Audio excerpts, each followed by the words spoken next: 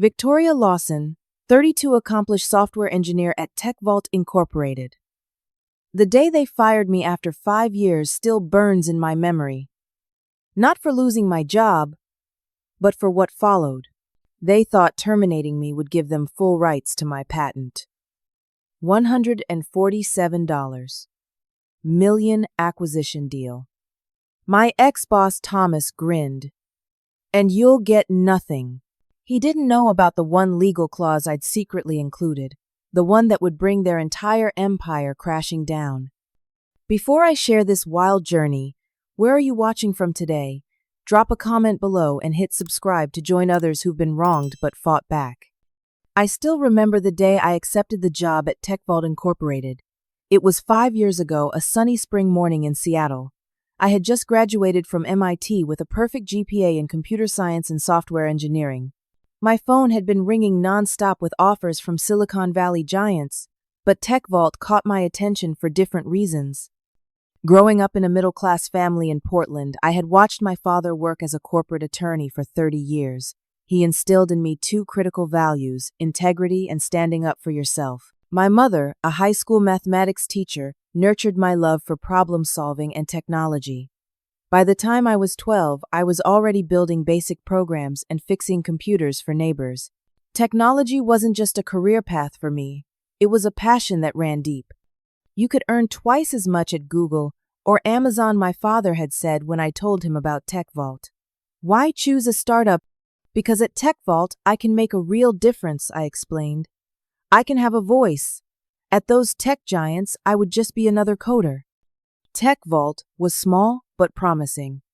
With only 30 employees at the time, it specialized in data security software for financial institutions. The company had been founded by Thomas Coleman, a charismatic entrepreneur with a vision to revolutionize how businesses protected sensitive data. During my interview, his enthusiasm was contagious.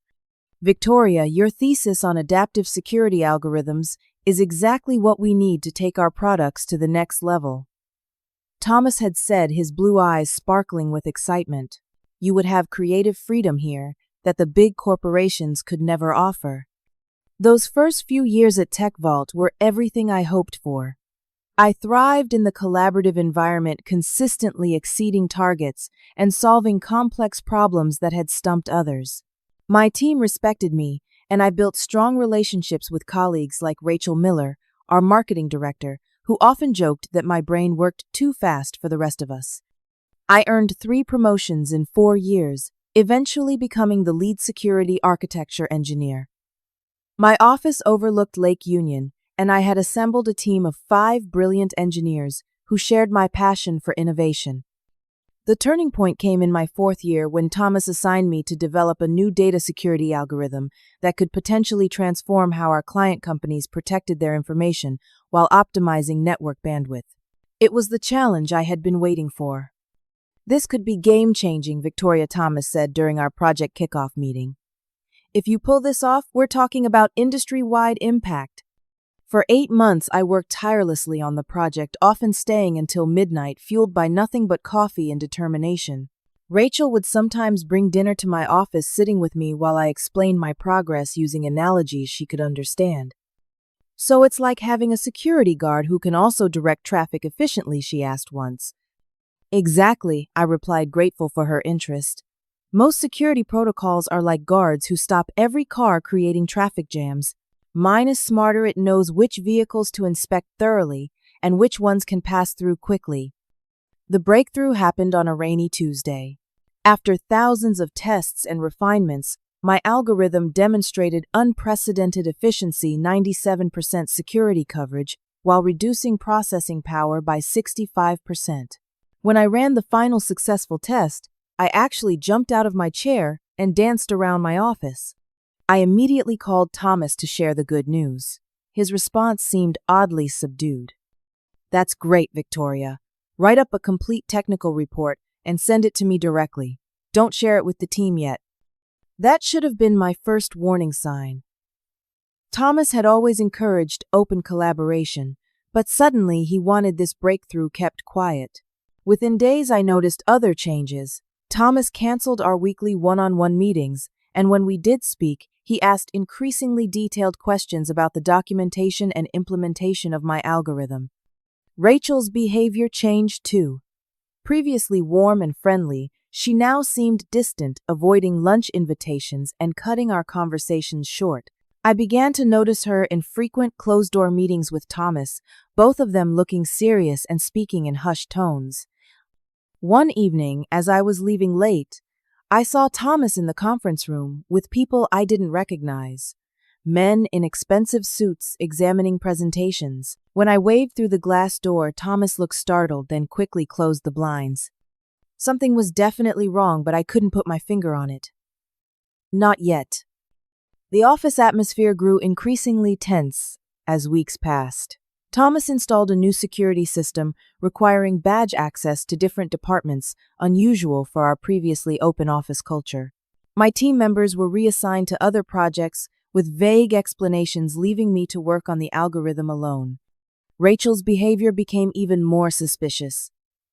Twice, I caught her examining files on my desk when I returned from the bathroom. When questioned, she laughed it off. Just looking for that marketing brief you promised me. I hadn't promised her any marketing brief. My security access to certain company servers was mysteriously restricted. When I inquired with IT, they claimed it was a system update, but couldn't provide details on when access would be restored. The tipping point came when Greg Peterson, a software developer I had hired, personally asked to meet me for coffee outside the office. Greg had always been quiet but observant, and I trusted his judgment. "Victoria, something weird is happening," he said nervously, glancing around the coffee shop. "I overheard Thomas on the phone yesterday discussing a potential acquisition. He mentioned your algorithm as the crown jewel in the deal." My stomach knotted. An acquisition Thomas never mentioned selling the company. Greg leaned closer. "There's more. He specifically said they needed to secure the intellectual property rights before finalizing anything." That same afternoon, I was working late when I heard voices from the conference room. The door was slightly ajar, and I recognized Thomas and Rachel inside. I paused, not intending to eavesdrop, but what I heard next froze me in place. "She's getting suspicious," Rachel said. "We need to move faster." "The lawyers say we need another 2 weeks to make sure the IP transfer is bulletproof," Thomas replied. "Once that's done, we can remove the obstacle." "And if she won't sign the enhanced IP agreement?" Thomas laughed coldly. "Then we'll have to help her find opportunities elsewhere. The board will back us, they understand what's at stake." I silently backed away, heart pounding. The obstacle was clearly me, and the IP was my algorithm. I returned to my office, mind racing. I needed evidence. The next day, I arrived unusually early. The office was empty, giving me a chance to investigate. In the printer tray, I found a forgotten document, a draft memorandum, regarding a potential acquisition valued at $147 million, with Data Core Systems. The memo specifically highlighted proprietary security algorithm technology as the primary asset driving the valuation. I took a photo of the document with my phone hands shaking. Data Core Systems was one of the largest cybersecurity companies in the country. They wanted my technology, and Thomas was planning to sell it out from under me. That evening, I called Jenny Hamilton, my closest friend from college, who now worked as an intellectual property attorney at a prestigious law firm. "Jenny, I need your advice off the record." I explained the situation in detail as we sat in her living room, well away from corporate ears. "This is serious, Victoria," Jenny said after listening carefully. "What does your employment contract say about IP ownership?" I pulled out my contract. Like most tech companies, TechVault claimed ownership of inventions created during employment. However, Jenny spotted something important. "There's a clause here about inventions substantially created using company resources. Did you do any of this work on your personal time or equipment?" I nodded eagerly. "At least 30% was done at home on weekends using my own development environment. I have time-stamped commits to prove it." Jenny thought for a moment. "Here's what we'll do. You'll create an addendum to your technical documentation specifying the dual nature of the invention process. We'll include a clause stating that any transfer of full ownership rights requires explicit written consent from the inventor if they're no longer employed by the company. Will that hold up legally? I asked. It might not be airtight, but it creates a legal gray area they'll have to address. Most importantly, get it notarized immediately before they make any move against you. The next day, I carefully prepared the document Jenny had suggested, embedding the protective clause within the technical specifications where it wouldn't immediately stand out. I left work early claiming a doctor's appointment and went straight to a notary public recommended by Jenny. The document was officially notarized, and I made 3 copies, one for my safe deposit box, one for Jenny, and one that I kept in a small blue binder that I would carry with me constantly from that day forward. I returned to work the next morning feeling slightly more protected, but I knew the clock was ticking. What I didn't realize was how quickly it would run out. 3 days after notarizing my protective document, I arrived at the office to find an email from Thomas. Please meet me in my office at 9:00 a.m. No subject line, no explanation. I felt a cold knot form in my stomach. Taking a deep breath, I gathered the small blue binder containing my notarized document and headed to his office. Thomas wasn't alone. Rachel sat beside him, along with a woman I didn't recognize, who introduced herself as Linda Blackwell from Human Resources, a department that consisted of exactly one person, and it wasn't Linda. Victoria, please sit down. Thomas gestured to the chair facing his desk. His tone was formal, completely different from the friendly mentor I had known for years. I'll get straight to the point. TechVault is undergoing some organizational restructuring, and unfortunately, your position has been eliminated. The words hit me like a physical blow. Eliminated. What are you talking about? I lead our most important project. Thomas's expression remained impassive. The direction of the company is changing. We're streamlining certain operations and consolidating leadership roles. This is about my algorithm, isn't it? I stated flatly, watching their reactions. Rachel's eyes widened slightly, but Thomas maintained his composure. This is strictly a business decision. Your severance package is generous. 6 months' salary plus benefits. Linda has the paperwork ready for your signature. Linda slid a thick document across the table. I didn't touch it. I'd like time to review this with my attorney, I said, maintaining eye contact with Thomas. His jaw tightened. The terms are non-negotiable, Victoria. We need your signature today. I flipped through the first few pages, quickly spotting what I was looking for, a clause transferring all intellectual property rights to TechVault, including any and all innovations, algorithms, or technological developments created during employment. I'm not signing this today, I stated firmly, closing the document. Thomas's friendly mask slipped. Then you forfeit the severance package. Either way, your employment is terminated effective immediately. Security will escort you to collect your personal belongings. I hadn't expected to be escorted out like a criminal. A security guard I had never seen before appeared at the door.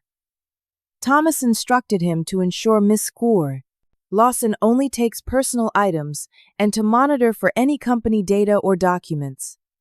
The humiliation burned as I was marched to my office. Colleagues watched with confused expressions as I emptied my desk into a cardboard box. The guard checked each item, removing several notebooks he deemed company property, despite my personal notes inside them. Rachel appeared at my office door. I'm sorry it came to this, Victoria, she said, not sounding sorry at all. I'll take over the security project from here. The realization hit me like a thunderbolt. You helped plan this, I whispered. Was it your idea or his? She didn't answer, but her slight smile told me everything. The security guard grew impatient. Miss Lawson, please finish up. I have instructions to have you out of the building within 30 minutes. I was allowed to take only my purse, a photo frame, and a coffee mug. My personal notebooks, external hard drive, and even some books I had purchased myself were confiscated as company property. The entire time I clutched my small blue binder, which thankfully looked personal enough that the guard didn't question it. The final indignity came at the exit. Thomas stood watching as the security guard asked for my access badge company, phone, and laptop. He even had the audacity to remind me of my confidentiality agreement. "Remember, Victoria, disclosing any company information would constitute a serious breach of contract," he said, his tone condescending. I looked him directly in the eyes. "I understand contracts very well, Thomas. Better than you might think." His confident smile faltered for just a moment before he turned and walked away. Standing on the sidewalk outside the building that had been my professional home for 5 years, I felt numb. The cardboard box in my hands contained almost nothing of value, just fragments of a career that had been ripped away from me. When I reached my apartment, the numbness gave way to overwhelming emotion. I called Jenny, barely able to speak through my tears, as I explained what had happened. "Those bastards," Jenny said when I finished. "They're clearing the way for the acquisition. Did you sign anything?" "No," I managed. "I still have the notarized document." "Good. Don't respond to any communications from them without talking to me first. We're going to fight this, Victoria. They can't just steal your work." The next week passed in a blur of shock, anger, and despair. I barely ate or slept, replaying every interaction with Thomas and Rachel, searching for signs I had missed. How long had they been planning this? When had my mentors become my enemies? On the 8th day after my termination, an email arrived from TechVault's legal department. "Dear Miss Lawson, this letter serves as a reminder of your confidentiality obligations to TechVault Incorporated. It has come to our attention that you have retained certain proprietary documents relating to company intellectual property. This constitutes theft of company property and a breach of your employment agreement. We demand the immediate return of all company property in your possession and a signed statement acknowledging that all intellectual property developed during your employment belongs exclusively to TechVault Incorporated. Failure to comply within 48 hours will result in legal action. Sincerely, Martin Foster, Legal Counsel, TechVault Incorporated." The threat sent a fresh wave of panic through me. They were moving fast, trying to intimidate me into surrendering my rights. I forwarded the email to Jenny, who called me immediately. "They're bluffing," she said confidently. "They don't know about your notarized document, and they're worried you might have evidence that could complicate their acquisition. This is actually good news. It means they're nervous." "What should I do?" I asked. "Nothing yet. Don't respond. We need more information about this acquisition, and we need a specialized IP attorney. I know exactly who to call." For the first time since being fired, I felt a tiny spark of hope. Thomas and Rachel thought they had won, but the game was far from over. After 2 weeks of emotional turbulence, I finally pulled myself together. The shock and betrayal were still there, but they were now fuel for something more productive: determination. I refused to let Thomas and Rachel steal 5 years of my work and the innovation I had poured my heart and soul into. Jenny arranged a meeting with Michael Anderson, one of the top intellectual property attorneys in Seattle. His office overlooked the same lake I used to admire from TechVault, though the view now seemed tainted by association. Michael was in his 50s with salt and pepper hair and a reputation for fighting and winning against tech giants, trying to bully individual inventors. He reviewed my documentation carefully, paying particular attention to the notarized addendum. "This is interesting," he said, examining the clause Jenny had helped me craft. "By specifying that a significant portion of the development happened on your own time and resources, and including this provision about explicit consent for IP transfer after termination, you've created a legitimate claim to at least partial ownership." "Is it enough to stop them?" I asked.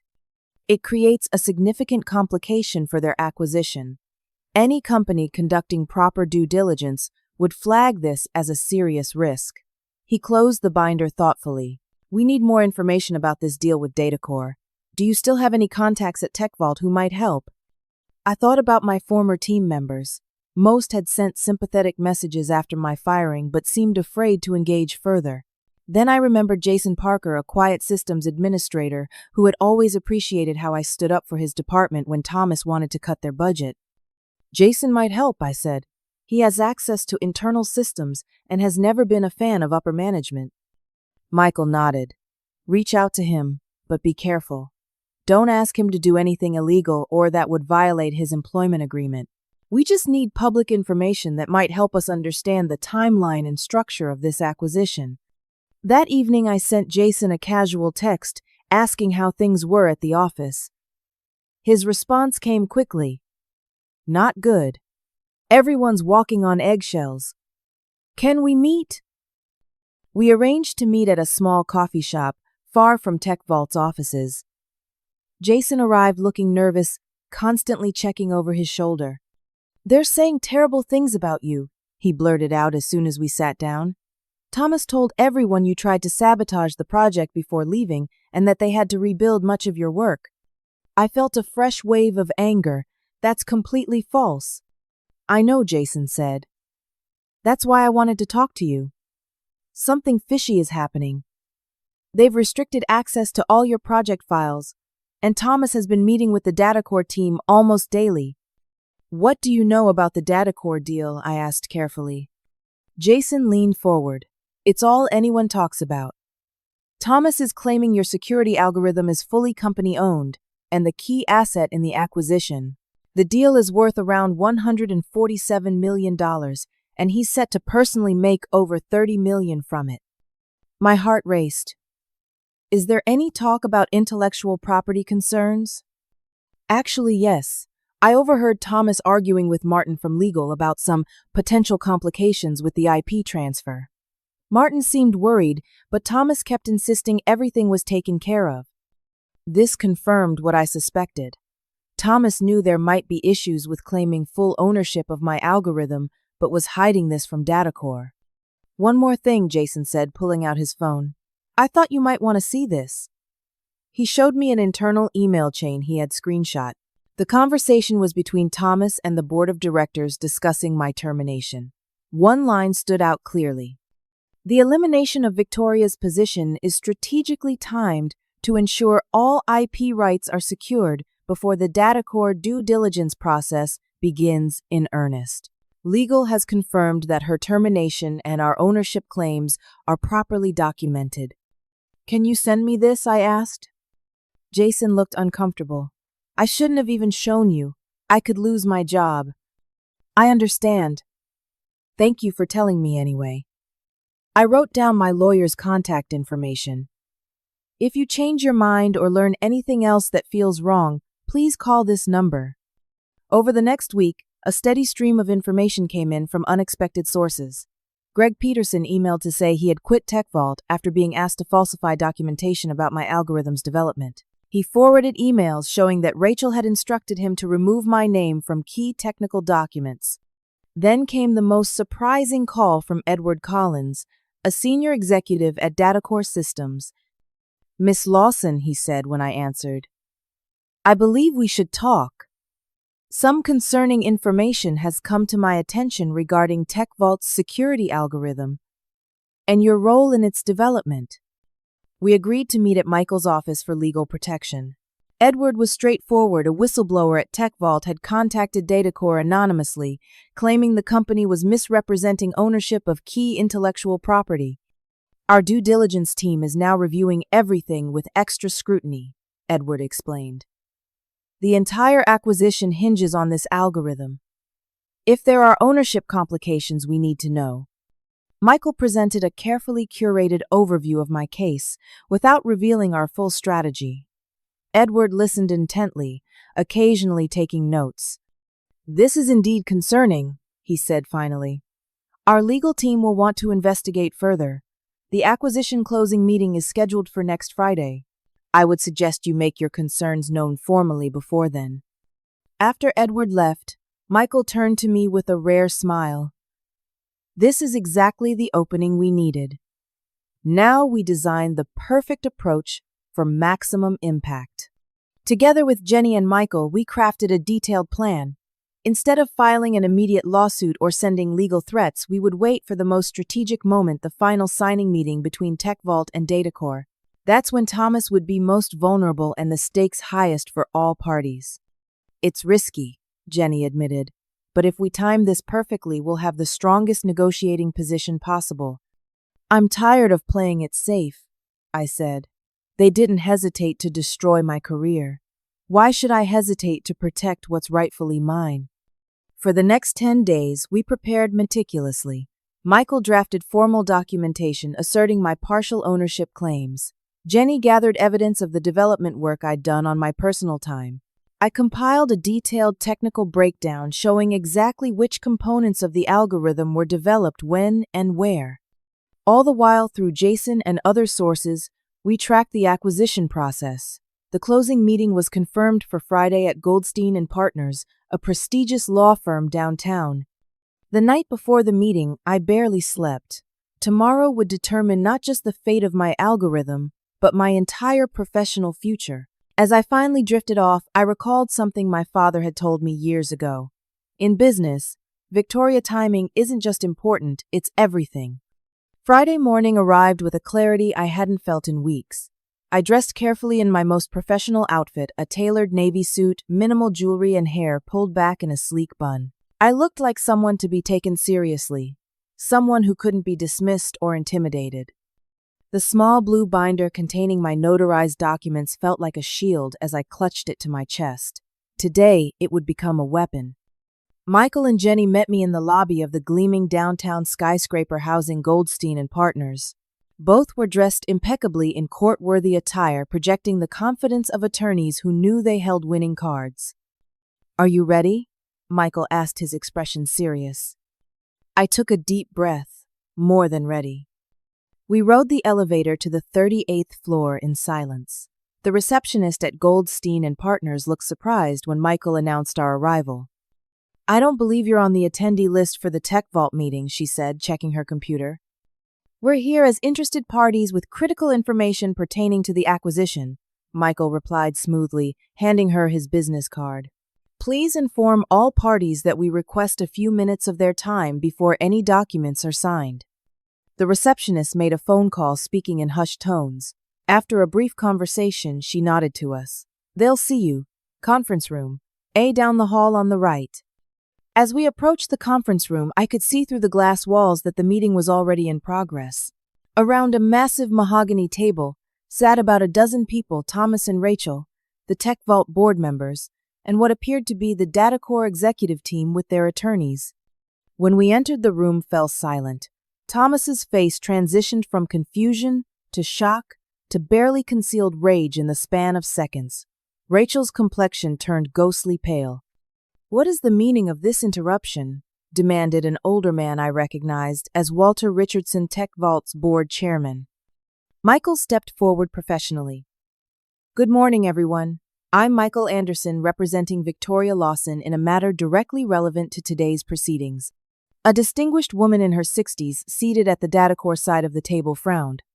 "I'm Patricia Wallace, Chief Legal Officer for DataCore Systems. What matter are you referring to?"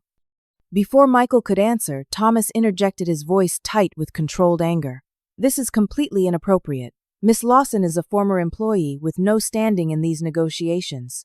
I must ask you to leave immediately." I stepped forward, meeting Thomas's gaze directly.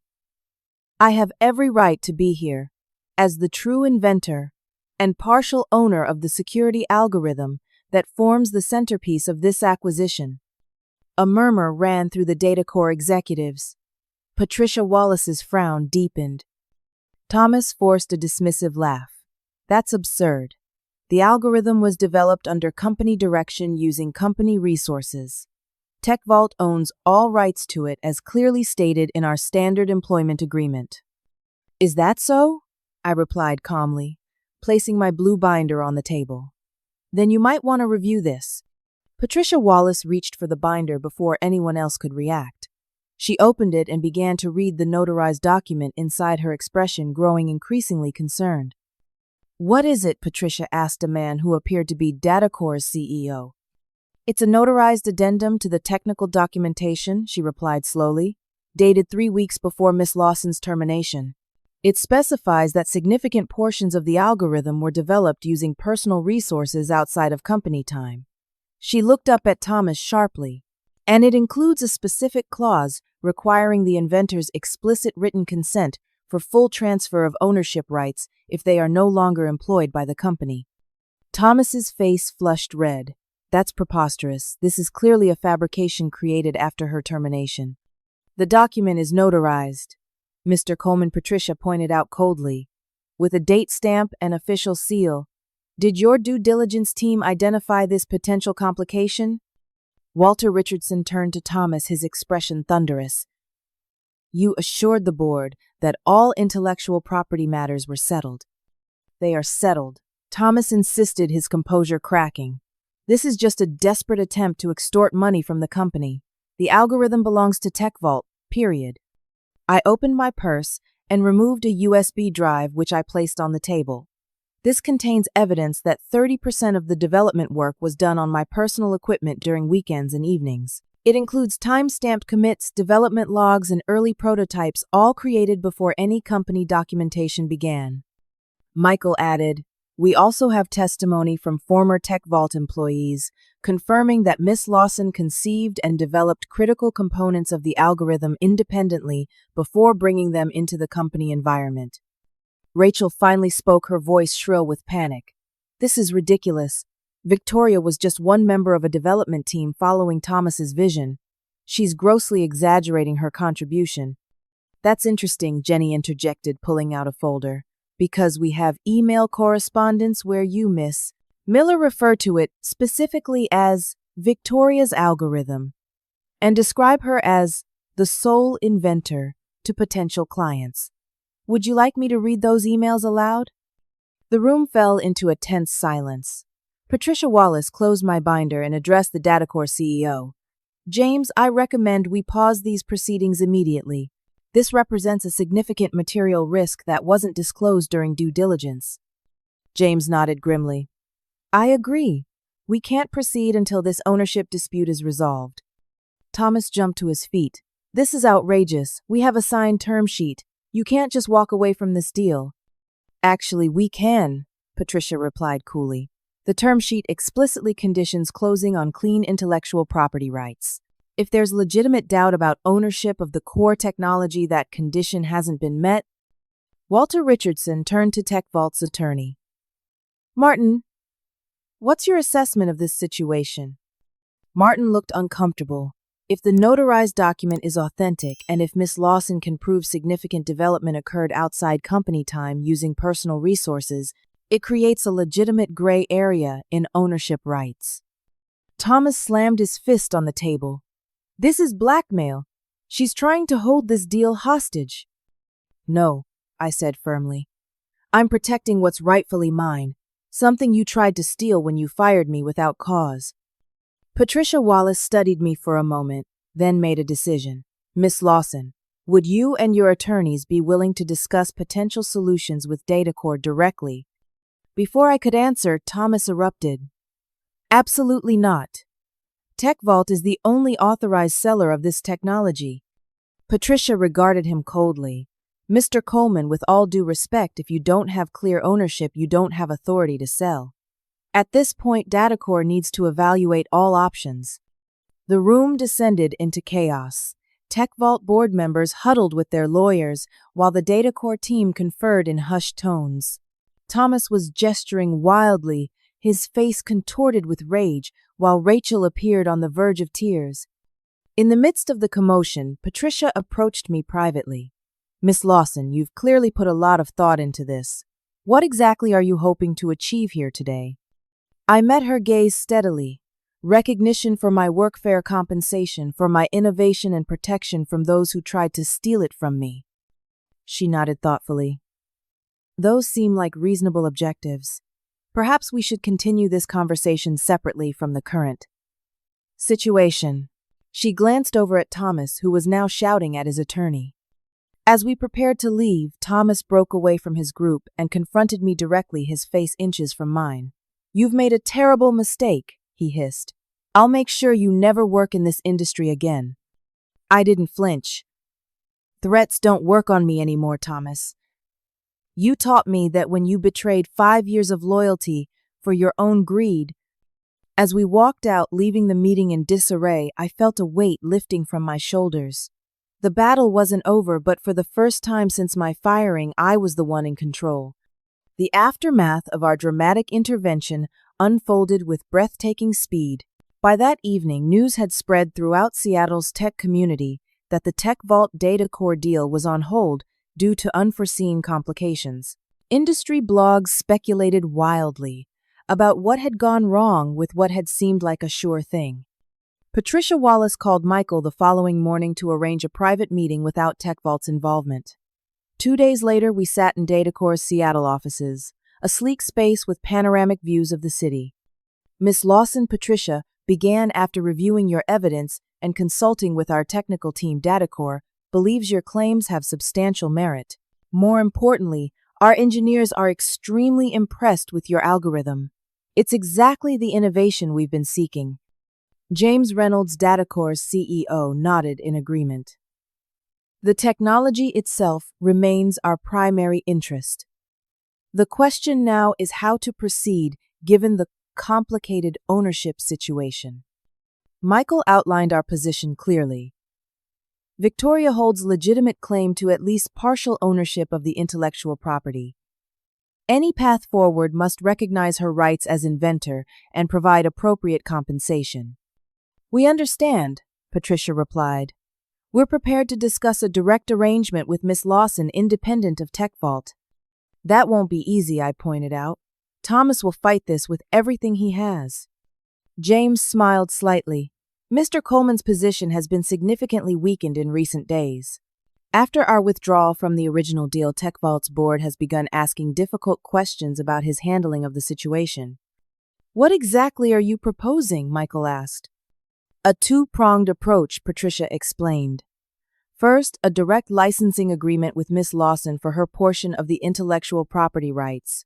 Second, a revised acquisition offer to Tech Vault at a substantially reduced valuation, reflecting the limited rights they actually control.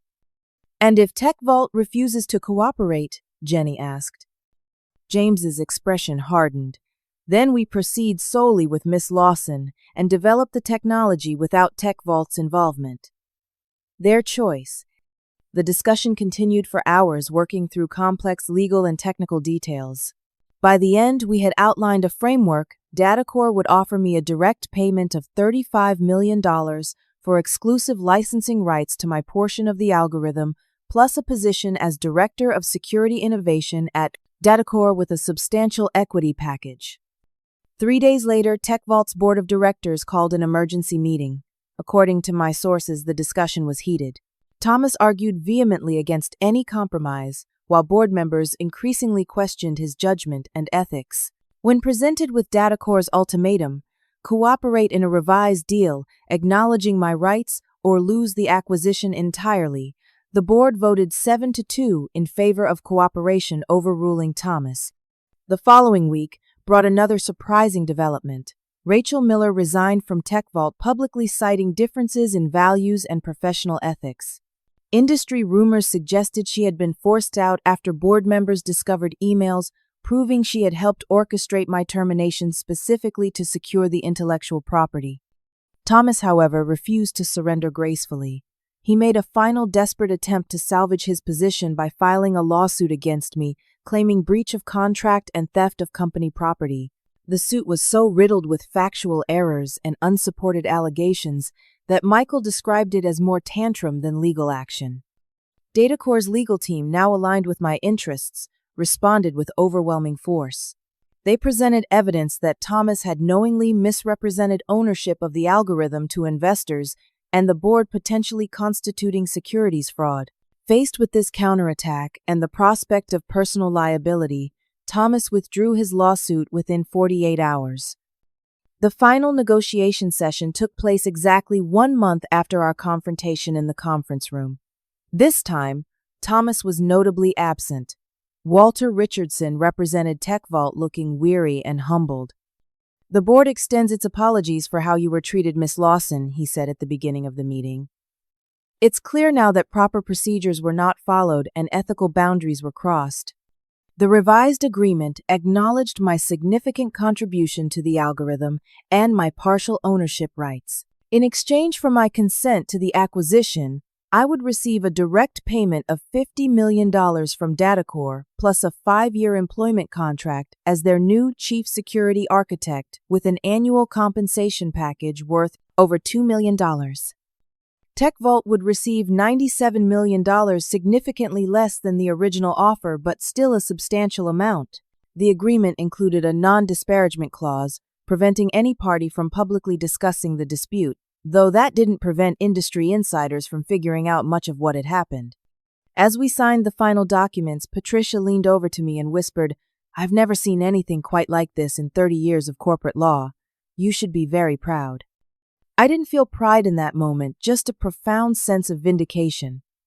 The algorithm I had poured my heart and soul into would fulfill its potential under my continued guidance. The people who had tried to steal it from me had failed spectacularly. 2 days after the agreements were signed, TechVault's board announced Thomas Coleman's resignation as CEO, citing personal reasons. Industry analysts noted the timing, but constrained by the non-disparagement agreements, could only speculate about the connection to the revised acquisition deal.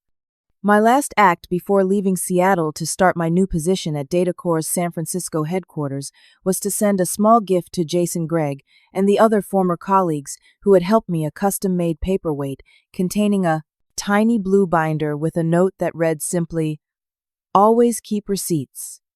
The algorithm that Thomas had tried to steal from me would go on to revolutionize data security industry-wide, just as I had envisioned. But more importantly, the experience taught me an invaluable lesson about protecting myself and my work in an industry where brilliant ideas are the most valuable currency of all.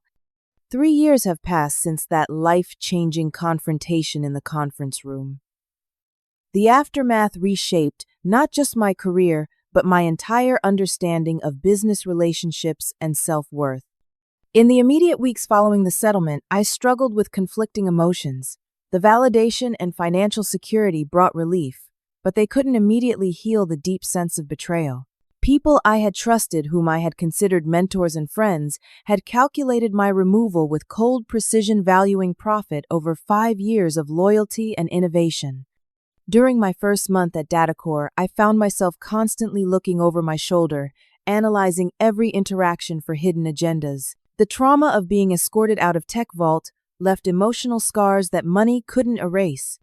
"It's normal to feel this way," my therapist assured me during our weekly sessions. "You've experienced a profound betrayal trauma in your professional life. Healing takes time." Gradually, I found healthy ways to process my experience.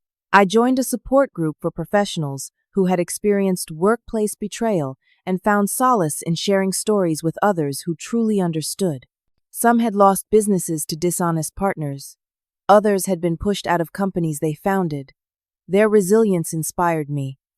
My role at Datacorp evolved in unexpected ways. Initially hired as chief security architect, I found myself increasingly drawn to mentoring younger engineers, particularly women in tech. My experience had given me insights I felt compelled to share. Document everything I would tell them. Know the value of your contributions, and never assume loyalty flows both ways in corporate America. 18 months after joining Datacorp, I approached James Reynolds with a proposal. I wanted to establish an internal incubator where engineers could develop their own innovations with clear ownership guidelines and fair compensation structures. To my surprise, he enthusiastically agreed. "Your experience exposed flaws in how tech companies traditionally handle intellectual property," he said. "This could become a competitive advantage in recruiting top talent." The Datacorp Innovation Lab launched 6 months later with me as its founding director. We established revolutionary policies that gave inventors significant equity in their creations while still benefiting the company. Word spread quickly through the industry, attracting brilliant minds who valued both innovation and fairness. In my personal life, healing came more slowly.